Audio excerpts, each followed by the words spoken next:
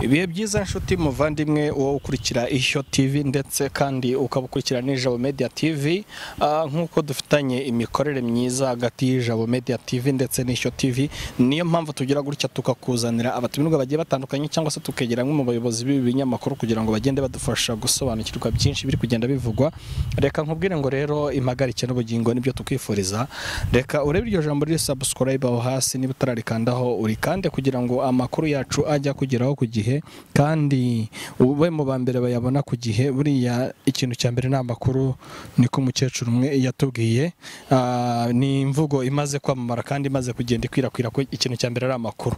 Hanyuma rero kuri kamera z'Ishyo TV ndetse n'Ijabo Media TV murahabona umugabo mushobora kuba musanzwe mumuzi kuko agaragara kuri izi kamera inshuro nyinshi zitandukanye. Uyu munsi rero tukaba tumwakiriye kugira ngo tugende tumaza byinshi bitandukanye cyane cyane ku bintu biri gutrendingwa hano muri East Africa, hano mu gihugu cyacu mu Rwanda ndetse no hirya hari Erigota Masimbi. Reka tumuhe ikaze, turakwakiriye. Murakoze cyane Olivier. Ni ikaze kandi uboneraho gusuhuza abadukurikiye by'umwihariko abanywanyi bo kw'Ishyo TV bo ngo mwaranywanye, ariko no kw'Ijabo Media nabo ni abantu bawe. Mbashimire kubera ko ibintu byose dukora burya bidafite abantu babikunda cyangwa se babireba twaba twikirigita. Mw'abantu mwe ndabashimiye mu byumve. Uba rumeze neza se mu busanzwe? Ibintu ni sawa, ni sama nyine nacogama i Kigali, ibintu byose ni amahoro nta kibazo. Ngira ngo barabibona ko uyu munsi twashimye gukorera ikiganiro hamwe muri rompuwe yo mu mujyi wa Kigali. Ni rompuwe idakunda gukoreshwa cyane ariko kandi ni rompuwe iri mu mujyi rwagati abantu benshi bashobora kuba batazi. Ariko abantu bazi Kigali nyine ahita areba view turimo akahabona ko unabajije abantu ati mwandike muri comment ahantu turi bahakubwira umuntu atarahavuga, ariko ahantu mpagaze ndiho ndareba amabendera ari ku muhanda munini umanuka Sopetrade, amabendera amwe nyine muri 58 y'ibihugu biri muri Commonwealth bikaba biri i Kigali nyine mu nama yacagamo muri uyu mwaka, nkuko barimo kubikurikirana ku binyamakuru byinshi bitandukanye birimo n'Ishyo TV ndetse n'Ijabo. Ni inkuru twagiye dukora nyinshi zivuga kuri Cagamo. Ni ahantu heza, urabona iyi view dufite hano hakurya ni Kacyiru. Zira nyubako ndende bareba z'amarangi y'umweru ni nyubako ya Imodoka ndetse badufashe kuri kamera rwose bazizominga kugira ngo tuzibone neza. Zibereka ni inyubako ya Imodoka ndetse n'iya Migration. Hanyuma biriya byuma bindi birimo ariya naho mpavuge ariya biriya byuma byubaka biri mpavuge naho urabifite neza kuri kamera? Turabifite rwose. Hariya nyine niba bazi izindi ofisi zegeranye na Migration ubwo naho ngaho naho ngaho. So turi ahantu rero ni mu Kiyovu cyitwa icy'abakene, sinzi niba bakihaba kubera ko harimo inyubako nyinshi zizamuka. Ni mu Kiyovu, turi hafi n'inyubako ya Rura nshyashya irimo kuzura. Urumva rero turi mu mujyi rwagati. Turi mu mujyi rwagati, ni naho Yesu yavuze ngo azasanga abantu bose, ntabwo twagomba kure y'umurwa, niyo mpamvu twese bo gukorera hano. Ngira ngo ubwo rero twariho dukurikirana amakuru ya Cagamo tugenda tureba byinshi bitandukanye biri kuvugwa ndetse kandi ni byinshi biri kugenda bijya mbere muri uyu mujyi wacu wa Kigali, cyane ko ariho hari kubera iyi nama ya Cagamo. Hari andi makuru ari kugenda trendinga abantu baba bakwiye kugenda bamenya uko agezweho ndetse nuko ari kugenda avugwa, mu gihe abakuru b'ingabo b'ibihugu byacu bibarizwa muri EAC bariho baterana biga ku buryo bakemura ikibazo cy'umutekano muri Kongo. Haba havuzwe ko umujenerali ukomeye General Kirimwanyi yaba yamaze guta umuduga we akirukanka ku mugaragaro, imodoka yagendagamo M23 bikaba yamaze kuyigarurira. Mbega wowe nk'umusesenguzi cyane cyane ukurikirana ibibazo byo muri aka karere k'ibiyaga byacu bigari ariko cyane cyane East Africa by'umwihariko igihugu cy'ababanyi cyangwa cy'abaturanyi cya Kongo, hari amakuru akomeje kuvuga ko M23 yaba ikomeje gusumbiriza ingabo za Kongo. Niba uheruka kudusesengurira utubwira ati ndakomeza mbakurikirane, byaba bigeze hehe? Ntekereza ko umunota ku munota ukurikiranye ko bimeze. ikintu kiriho kivugwa nyine uwo mu generale ni Kirimwami ngira ngo ntabwo Kirimwanyi cyangwa mwami ntabwo nibuka neza amazina ye ariko Kirimwami yes ikiriho cyo nuko yataye imodokari hari igihe kigera ukayabangira ingata kabuno mpamaguru ubundi ugafumyamo ukagenda iyo niyo tekinike ya nyuma abantu bakunze kumva cyangwa se gukurikirana amafilime asobanuye yanga ajyaga bivuga ati tekinike ya nyuma ubundi ni ukwiruka hari ahantu rero ushobora kugera ukabona nk'uko tunabizi wenda imihanda yo muri Kongo inagoranye akabona kujya kurwana n'imodokari biri butume afatwa mpiri kandi buryo kugira ngo bagufate mpiri uhanyanyagira ukiruka da igisobanuro cy'uko M23 yabiri kugenda itsinda urugamba oya ntabwo ari igisobanuro cyo gutsinda urugamba kuko buriya urugamba rugira etape nako intambara igira ingamba nyinshi ushobora gutsinda urugamba rumwe ariko ugatsindwa urundi ariko nanone ku ruhande rwa M23 ni umutwe umaze kugaragaza ko ufite icyo ushoboye niba umutwe warafashe umujyi wa Bunagana ejo twakoraga inkuru y'uko noneho Bunagana bafunguye umupaka bakemerera abaturage bari batuye muri Bunagana bari barahungiye muri Uganda kugaruka niba uwo mujyi noneho uri no ku mupaka w'igihugu nka Uganda ufatwa na M23 mu gihe kingana n'icyumweru kirenga ni ikintu kigaragaza ko M23 ifite imbaraga mu byikora kandi ibyikora irabizi kuba rero generali runaka n'abandi basirikare twagiye tubona n'amakornel menshi M23 yafashe mpiri twagiye tubona ibifaru cyangwa se za blende M23 yafashe nukuvuga ngo byabaga byatawe n'ingabo za Kongo ntabwo ari generali Kirimwami wenyine hari n'abandi benshi bagiye biruka kuko uwasize Brende nawe yari umuntu sibyo nukuvuga ngo M23 ifite impamvu zikomeye nk'uko umuvugizi wayo ni Majoro Ngoma Wiri akunze kubigarukaho yaganira n'abanyamakuru nejo bundi mu ijambo twacishijeho kw'icyo TV ngira ngo mwara ryumvise ni umuntu uvuga ko bo bashaka ko Kongo yubahiriza amasezerano bagiranye mu gihe rero Kongo igenda yihunza amasezerano yagiranye na M23 bo bari bavuze ko batateganya guhagarika imirwano cyangwa se guhagarika donc bariho bararwana kugira ngo bumvishe Kongo kigomba kubahiriza amasezerano bagiranye ikindi wenda kinakomeye kiri mu byo M23 yashyize mu byirwanira kuri ubu ni ibibazo by'ingengabitekerezo ya jenoside ni ibibazo byo guhiga abantu bavuga ikinyarwanda ni ibibazo byo guhiga abanyamurenge ni ibibazo byo guhiga abatutsi muri Repubulika Iharanira Demokarasi ya Kongo ni ibibazo nyine byahise byinjira mu mpamvu zikomeye zatumye M23 ikomeza gukaza umurego mu guhangana n'ingabo za Repubulika Iharanira Demokarasi ya Kongo kuba rero generali yafata inzira akayabangira ingata kiruka n'abarinzi be bakagenda imodoka igafatwa na M23 ni ikimenyetso kigaragaza ko M23 ifite ibintu irwanira bikomeye kandi ifite impamvu yo kubiri ku rugamba kuko ntitezuka ni muri ubwo buryo wenda nagerageza kugusobanurira ndetse n'abadukurikiye bakabyumva hanyuma ibyo byose kandi twavuga ko birimo kugenda biba mu gihe abagaba bakuru b'ingabo b'ibihugu byacu ubwo no kuvuga bino bihugu bibarizwa mu muryango wa East African Community ubwo ni ba General Kazura ndetse n'abandi bafatanyije baba bari mu nama yiga ku buryo hashyirwaho umutwe wajya kugarura amahoro hariya muri Kongo ariko se we nk'umusesenguzi ko izo nama zihora ziba imitwe igashyirwaho ubona ari iki kibura kugira ngo kiya nyuma ibe yabasha kugerwaho hanyuma umutekano ube wabasha kugaruka muri Afrika y'Iburasirazuba ariko by'umwihariko Republic Democratic ya Kongo hari ikintu kimwe abantu bakwiye kumva nejo nabishwaniraga n'abantu dukoresha imbuga nkoranyambaga cyane cyane abakongomani bamereye nabi twaraganiriye cyane n'ubu tukiganira ntabwo kohereza special forces zivuye muri East Africa nkuko ingabo z'ibihugu donc ingabo zihuriweho n'ibi bihugu biri muri East Africa nkuko Kongo nayo yajoininze ejo bundi ntabwo aricyo kizakemura ikibazo cya Kongo ubwo wenda ufite ukunda byumva nawe yabisobanura mu buryo bwe ariko nge uko mbyumva kandi ntekereza ko binashobora kuba ari ukuri niba ntikinnye ikibazo. Reka wenda dufate urugero ku Rwanda, dufate urugero kuri jenoside yakorewe abatutsi muri 1994. Iyo ukurikiranye yaba mu madisikuru umukuru w'igihugu avuga cyangwa se no mu ma experience nawe ugenda ubona uko sosiyete nyarwanda ibanye, ni ibintu byari bugorane iyo bavuga bati dukoresha uburyo bw'imanza zisanzwe hadakoreshejwe inkiko gacaca. Sinzi niba ubyumva.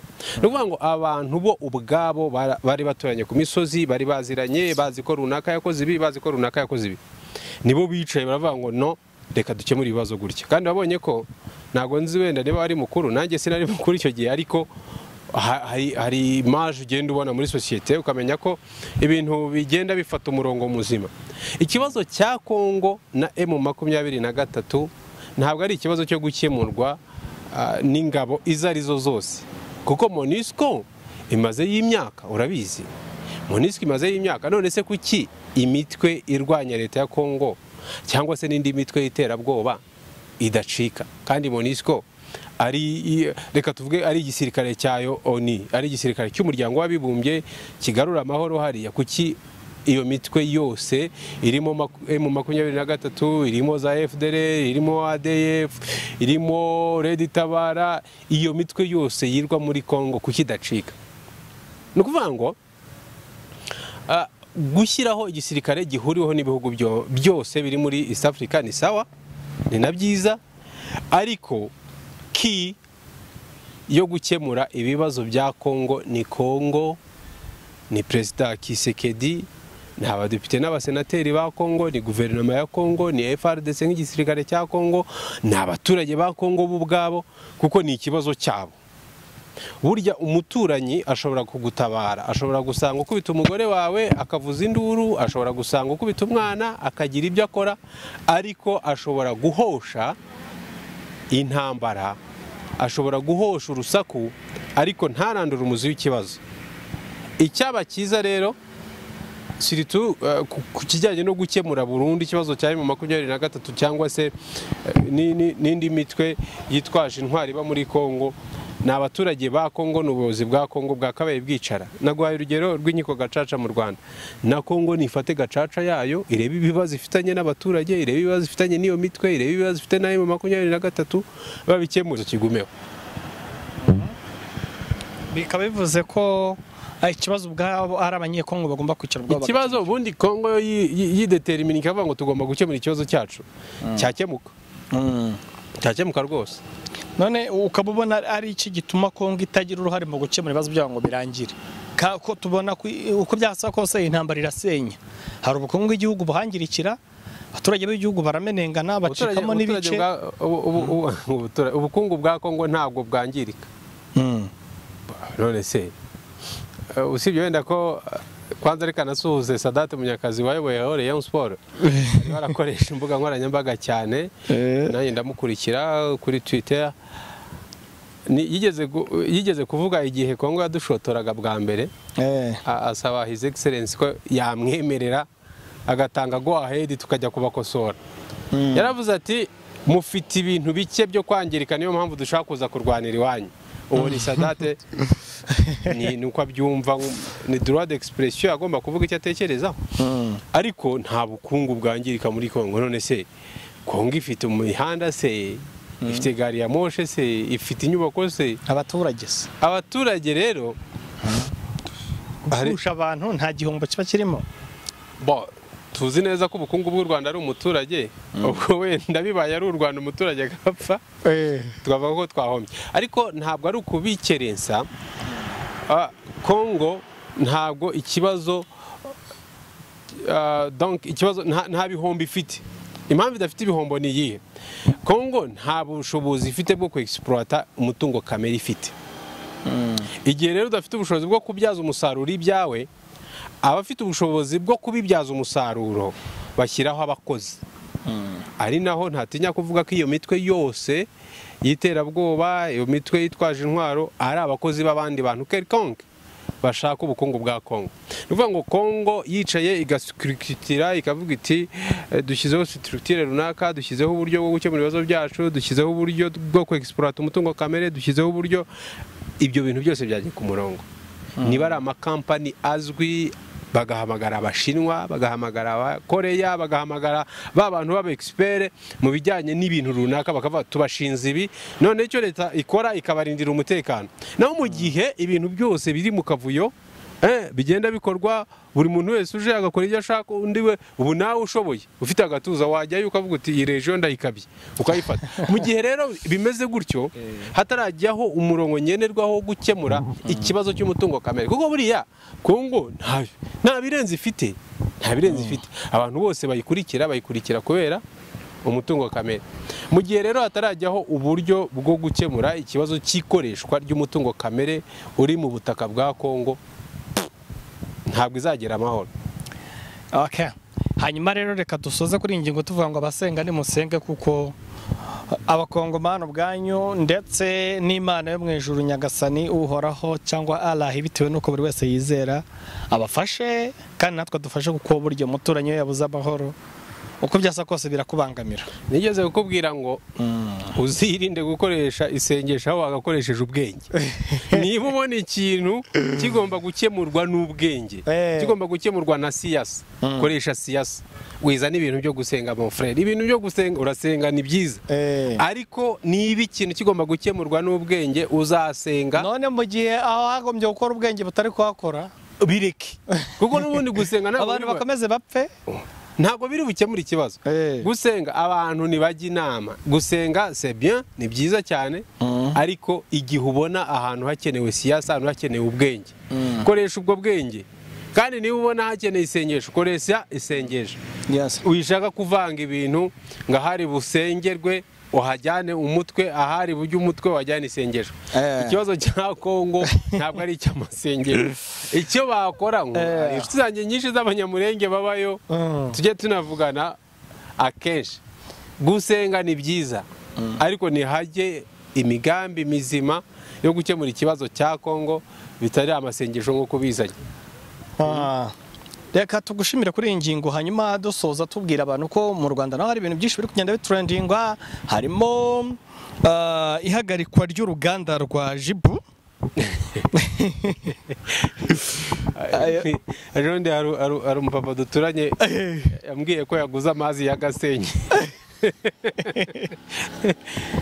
Abantu ngo bari kuyanywa bagasanga ari ibizima. Ngo ni ibizi, ariko Jibu yahoze nayo yidekarara ivuga ko ngo ari abantu bayiyitirira.